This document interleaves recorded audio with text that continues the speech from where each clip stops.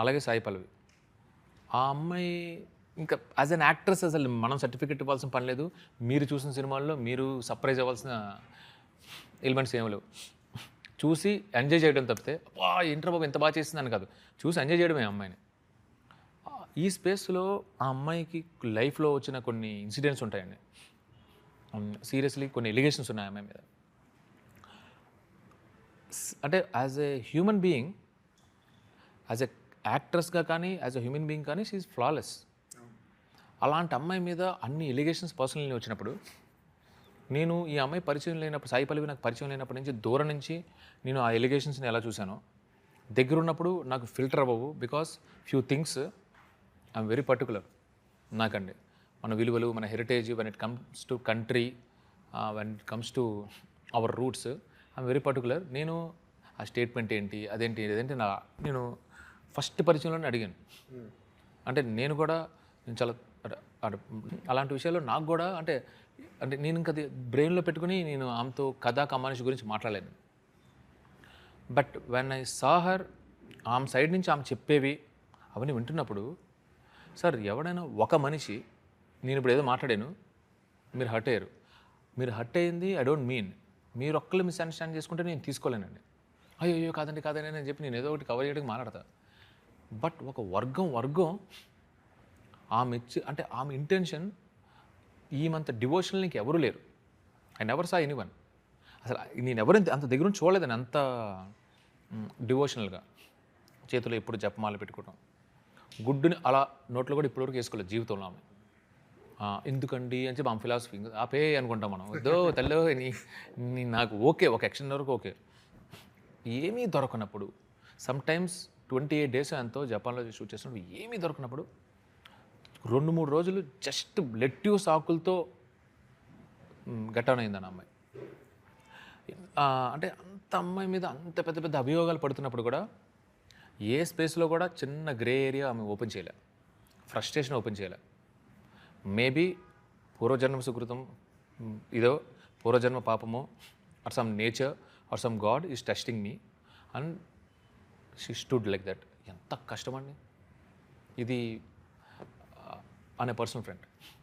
అది ఇదంతా చెప్తున్నాను ఎందుకంటే, కానీ క్లోజ్ సర్కిల్ ఓపెన్ అవుతుంటారు కదా, నాతో ఓపెన్ అయ్యారండి. అదే అంటున్నా, నాతో గంటలు మాట్లాడినప్పుడు ఈ అమ్మాయి ఎలా తట్టుకుంది ఇవన్నీ అండి. అంటే ఎలాంటి అంటే ఇంపాసిబుల్ అండి. అంటే వద్దు అనుకున్న సోషల్ మీడియాని అలా క్లోజ్ చేసిన, ఫోన్ని ఐప్యాడ్ని క్లోజ్ చేసినా కూడా మన దగ్గరికి అవి వస్తూనే ఉంటాయన్నమాట.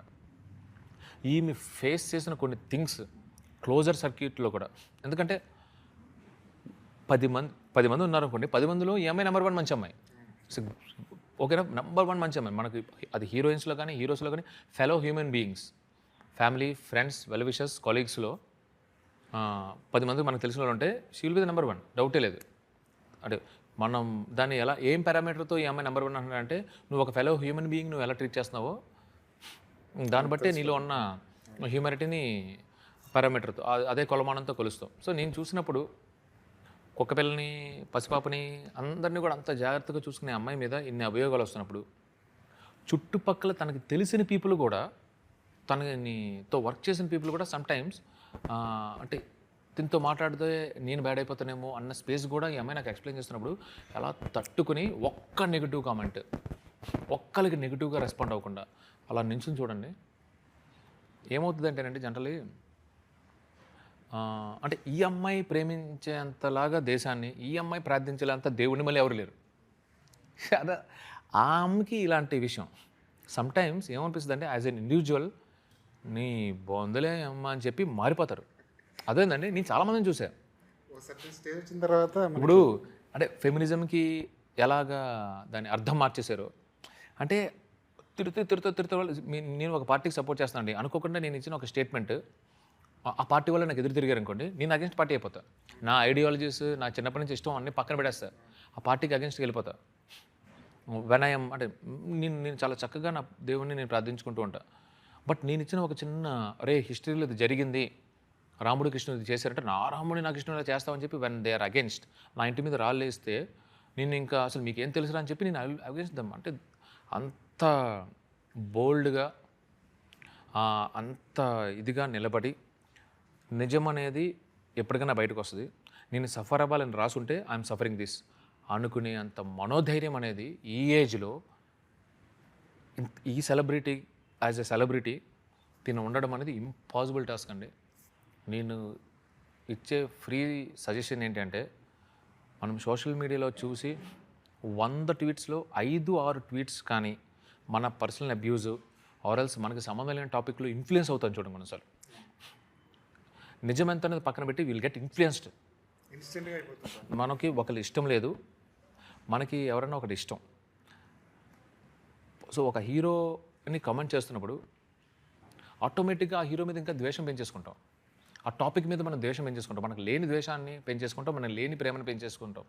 ఆ బ్యాలెన్స్ అనేది అంటే అంటే నాకేంటంటే ఈమెని అసలు బయట ప్రపంచానికి ఎక్స్ప్లోర్ చేస్తే నిజంగా సోషల్ మీడియా ఈజ్ నథింగ్, ఇది కాదు ఇన్ఫ్లుయెన్స్ అవ్వాల్సింది, there is so much life అనేది ఈమెను చూస్తే అర్థమవుతుంది. ఈమె గురించి చెప్పాలనేది నా పాయింట్ అండి.